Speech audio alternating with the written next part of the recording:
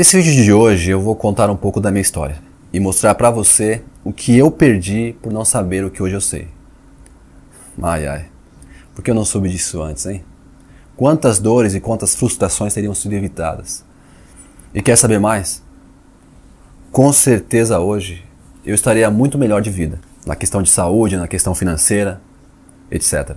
Eu quero dizer que se você seguir o processo criado pelo Ministério Vida Pura, você vai levar menos tempo para andar em liberdade do que com certeza eu levei. Antes era tudo mato, ninguém falava no assunto. Agora tem um caminho para seguir e vai poder construir o seu legado.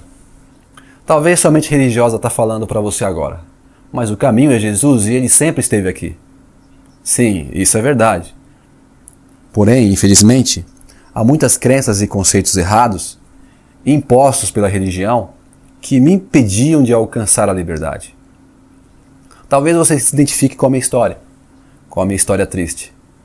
Mas a ideia não é fazer você chorar, e sim mostrar que você pode mudar a sua história e chegar onde eu cheguei em bem menos tempo. Por muito tempo eu vivi perdido dentro da igreja. Eu era um frequentador de igreja. Congregava, participava de vigílias, tocava no grupo de louvor, fui presidente da mocidade, dava dízimos. Eu estava ali, comunicativo, brincalhão, mas perdido.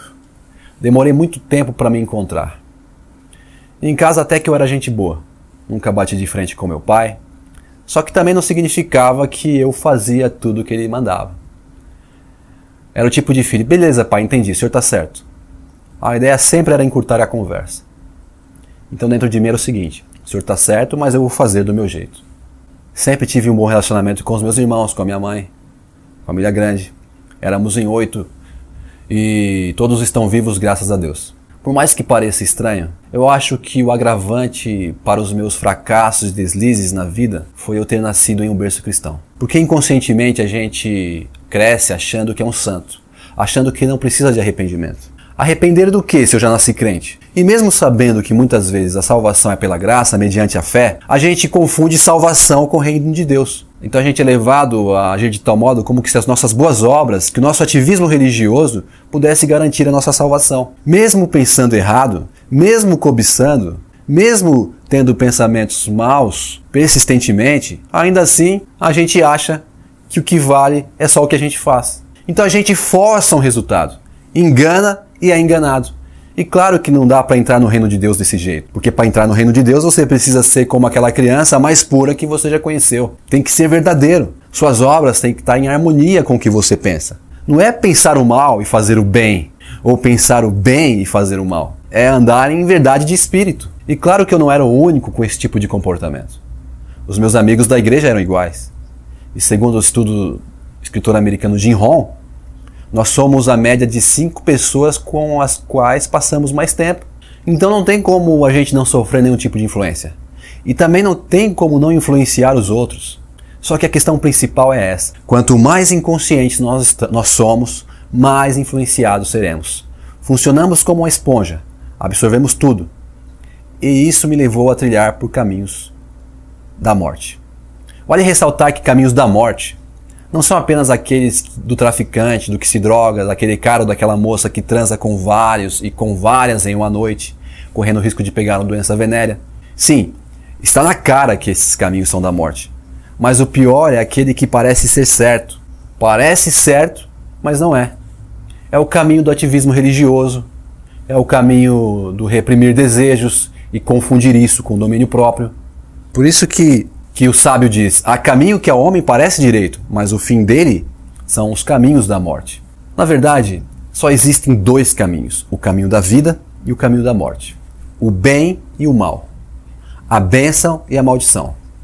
Se você não está no caminho da vida, só te sobra andar pelo caminho da morte. Não existe meio termo. Eu não estava bem comigo mesmo. Me sentia um hipócrita. Tinha medo, estava tenso o tempo todo.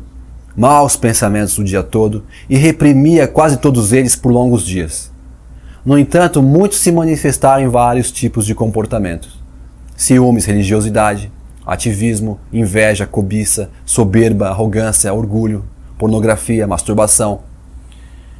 Enfim, sentimentos e sensações e práticas que não estavam fazendo nada de bom para mim. Na verdade, estavam me matando aos poucos. Meus amigos igrejeiros não viam problemas em se masturbar. Outros se justificavam dizendo que se a gente consegue criar uma mulher na nossa mente que não seja nenhuma mulher conhecida, não tem problema. Pode se masturbar à vontade. Argumentos sem pé e sem cabeça. Mas que prevaleceram por muito tempo. E claro, eu nunca fui tão criativo assim em pensar em uma mulher inexistente. Então aos 12 anos me viciei na masturbação e mais pra frente na pornografia. Hoje eu entendo que pornografia não é somente filmes para adultos. Na época eu não entendia isso. Na verdade, pornografia é tudo aquilo que te excita sexualmente e te leva ao desvio sexual criado por Deus. Como assim? Eu vou explicar. Existe uma programação sexual original, desenvolvida por Deus em nós, que é de acordo com a lei da Gênese.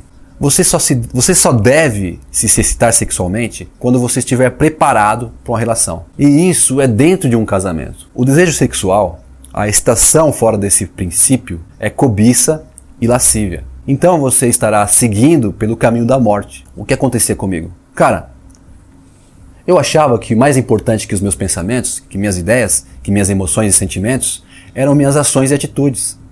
Então por dentro eu era uma coisa e por fora era completamente diferente. Não havia uma harmonia, não havia uma semelhança com aquilo que eu pensava e com a forma que eu agia. O fato de agir bem era só por repressão. Eu me conformava com o mundo religioso, com o mundo do isso não pode. Não era por amor. Agia bem só pelo medo. Medo de queimar minha reputação, vergonha de ser disciplinado na igreja e ainda assim ficar sem fazer o que eu mais gostava, que era tocar. Era isso que eu fazia. É claro que todo mundo tem os seus segredos e certamente os pensamentos são para isso mesmo. Quem sabe usar bem o processo do pensamento só revela quando enxerga que está tudo pronto. Pronto para o propósito que ele definiu. Mas nesse caso, os meus pensamentos eram todos contrários àquilo que eu tinha aprendido como certo. E quando a gente não se arrepende dos pensamentos que temos, cedo ou tarde, eles vão se manifestar, se materializar. Freud dizia que pensamentos e desejos reprimidos são recalcados no inconsciente, que com o passar do tempo se manifestam em neuroses. Então na minha vida a neurose se manifestou, se materializou na cobiça, no sexo sem compromisso, no engano, no ciúme, na inveja. Ou seja, eu colhi o que de fato tinha plantado. E claro, tudo o que eu fazia era às escondidas. Vida dupla. Graças a Deus que eu não era casado. Mas muitos casados vivem dessa forma e dentro da igreja. Quando você insiste com seus pensamentos, quando eles se tornam repetitivos, sejam eles bons ou ruins, eles são enviados à mente subconsciente e a próxima fase é determinar o que acontece realmente com você.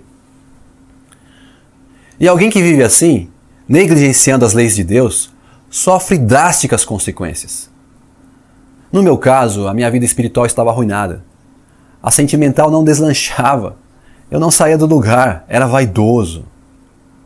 Gostava de saber que haviam garotas afim de mim e quando eu estava afim, poderia ficar com algumas delas. E quando não estava afim, arrumava outra coisa para me divertir. Ou seja, eu me divertia com os sentimentos delas. Então, tinham aquelas que se divertiam também com os meus. E com certeza, essas também colheram o que plantaram. Minha vida profissional era uma lástima. Graças a Deus, eu sempre fui um bom profissional, um bom funcionário. Mas eu nunca fui valorizado. Sabe por quê? Hoje eu sei por quê. Porque eu não me dava o valor. Eu não me sentia valorizado. Eu não me sentia digno. E de fato estava depreciado. O meu potencial humano estava lá embaixo. Minha autoestima era precária. Era um cara inseguro. Não tinha coragem de orar e pedir nada para Deus. Porque eu não fazia por onde. E também não era um cara grato por todas as coisas boas que ainda assim me aconteciam. Por todas as coisas boas que eu tinha, saúde, emprego, família, amigos, colegas. Eu tinha mais coisas boas para agradecer do que para reclamar, só que era o contrário. eu era um murmurador de carteirinha. Na situação que eu vivia, nunca poderia desenvolver a coragem. A minha vida financeira? Nossa, sempre duro, catando moedas. Mesmo dando dízimo, nada mudava, como alguns dizem. Porque até isso que eu fazia era por imposição do sistema. Mas até que um dia eu pude entender que toda essa miséria que eu vivia eram frutos dos meus maus pensamentos, das minhas emoções e dos meus sentimentos. E a vitamina que tonificava os meus pensamentos, o catalisador dos meus maus desejos e das minhas emoções ruins, tem nome. E o seu nome é pornografia.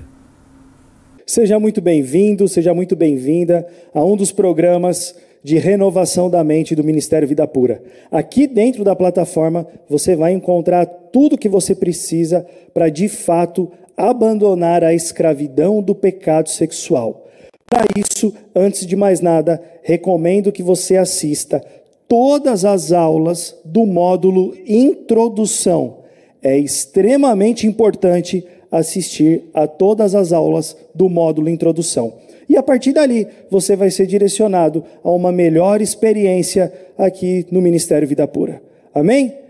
Muito obrigado porque você está aqui. Conte conosco. Nós somos o Vida Pura. Não desistimos da santidade. Bons estudos. Deus o abençoe.